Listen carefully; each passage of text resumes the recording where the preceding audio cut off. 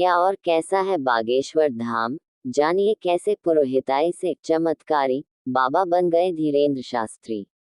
देश भर में पिछले एक हफ्ते से बागेश्वर धाम की चर्चा हो रही है। मीडिया में भी यही नाम छाया हुआ है। बागेश्वर धाम के धीरेन्द्र शास्त्री के चमत्कार के बारे में लोग जानना चाह रहे हैं।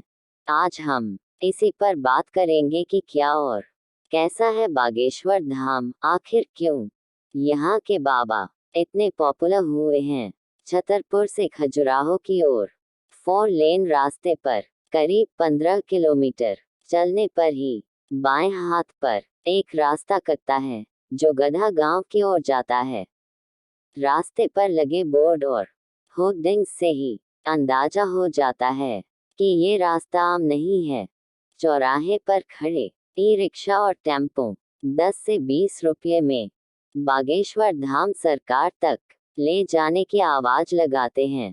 पहाड़ी पर स्थित है बागेश्वर धाम। बने हैं 2 मंदिर, ऊंचे नीचे व उबड़ खाबड़ गड्ढों से भरे रास्ते पर 2 किलोमीटर चलने के बाद शुरू होता है गधा गांव, जहां इन दिनों श्रद्धालुओं और दुखियारों का डेरा है। लेकिन गधा गांव पर हम अभी बात नहीं करेंगे। पहले हम बात करेंगे बागेश्वर धाम की 1000 लोगों की आबादी वाले गधा गांव के दूसरे छोर पर एक छोटी सी पहाड़ी है और यहीं पर स्थित है बागेश्वर धाम। पहाड़ी पर चढ़ने के बाद आपको 2 छोटे छोटे मंदिर नजर आएंगे। इनमें से एक है भगवान बागेश्वर महाराज यानी शंकर जी की छोटी सी मैया।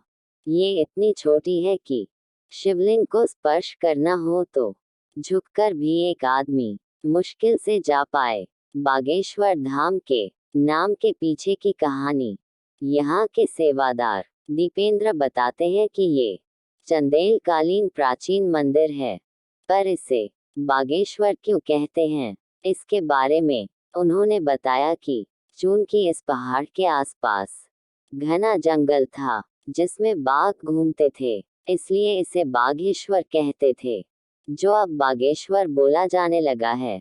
महादेव की इस मैया के पास ही बना है बालाजी धाम, हनुमान जी महाराज का नया मंदिर। बागेश्वर धाम महाराज के आचार्य धीरेन्द्र शास्त्री इन्हीं बालाजी के उपासक हैं और कहते हैं कि उनको इन्हीं की सिद्धि मिली है और इन्हीं के दम पर वह लोगों का भूत व भविष्य बताते हैं। पेड़ से चिपटकर चीखते चिल्लाते मिले लोग बालाजी के मंदिर से सटकर ही लगा है एक बड़ा सा पेड़, जिससे चिपटकर लोग चीखते चिल्लाते रहते हैं। इसके बारे में दीपेंद्र कहते हैं कि ये प्रेत बाधा से ग्रसित लोग हैं जो यहाँ मंगलवार और शनिवार को आते हैं। इस पेड़ में पॉजिटिव एनर्जी है और उसे छूकर या उससे चिपटकर इन लोगों के दिमाग पर छाए नेगेटिव एनर्जी दूर हो जाती है। यही हमें कुछ लोग ऐसे भी दिखे जिनको जंजीर से बांध गया था और वे जमीन पर लोट लगा रहे थे। इन 3 जगहों के आसपास बैरिकेड लगाई गई है और दिलचस्प ये है, मंदिर से दूरी बनाने के लिए लगाई गई बैरिकेड पर ही काले, लाल और पीले रंग की पोटलियां बंधी हुई हैं। इन पोटलियों में अलग अलग फरमाइशें या श्रद्धालुओं की मन्नतें हैं। काले में प्रेत बाधा से मुक्ति, तो पीले में शादी ब्याह की मन्नत, तो लाल में सामान्य कामकाज करवाने की अर्जी। लोगों में अटूट भरोसा, जो मांगा वो मिलेगा। झारखंड की गुमला जिले से आया शैलेंद्र सिंह का परिवार लाल कपड़े में नारियल बांधकर बैरिकेड से बांध रहा था। हमने पूछा, ये क्या कर रहे हो?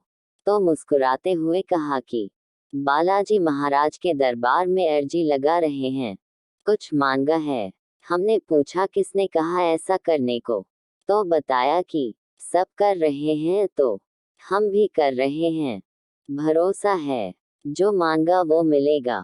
हाँ, इतने लोगों को मिला है तो हमें भी मिलेगा। यहाँ आने वाले अधिकतर लोग ऐसे ही हैं जो सुनी सुनाई सुनकर चले आ रहे हैं। सामुदायिक भवन में मिलते हैं। धीरेन्द्र शास्त्री इन दो छोटे छोटे मंदिरों के दर्शन कर नीचे उतरते हैं तो वहीं पर बना है आचार्य धीरेन्द्र शास्त्री का वो स्थान जहां वह रहते और जनता से मिलते हैं। पहाड़ी के ठीक नीचे ये 2 मंजिला इमारत गांव की पंचायत का सामुदायिक भवन है, जिसमें धीरेन्द्र ने लोगों की सहूलियत के लिए ठिकाना बना लिया है। इस परिसर में एक तरफ से लोग आते हैं और दूसरी तरफ से दर्शन कर निकलते रहते हैं। जिसे मिलना होता है उससे धीरेन्द्र शास्त्री टोकन व्यवस्था की मदद से समय देकर मिलते भी है। आने वाले लोगों की समस्या सुनने के बाद उनको पेशी पर बुलाते हैं। पेशी का मतलब कोर्ट कचहरी नहीं, बल्कि सामने पहाड़ी पर बने मंदिर में 5 या 10 बार आना होता है। अर्जी लगाने के बाद यही पेशी होती है। लोगों को भरोसा है कि पेशी और बालाजी के दर्शन के बाद दुख दर्द दूर हो जाएंगे। इस तरह बड़ा होता गया धीरेन्द्र शास्त्री का दरबार। धीरेन्द्र जहां पर बैठते हैं वहीं पीछे की तरफ उनके दादा सन्यासी बाबा के बैठने का स्थान है।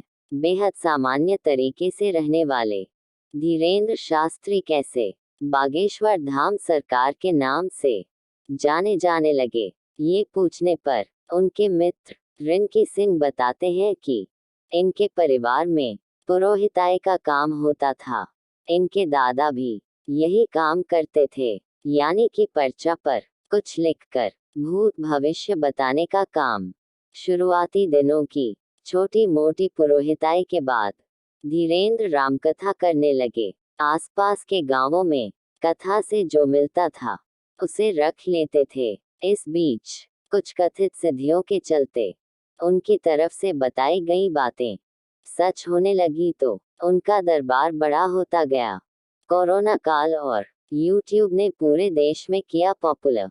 रही सही कसर कोरोना काल और सोशल मीडिया के प्रचार ने पूरी कर दी। लोगों ने घर बैठे खूब कथा सुनी, लाइव प्रसारण देखा और यूट्यूब ने उन्हें देश भर में पहुंचा दिया।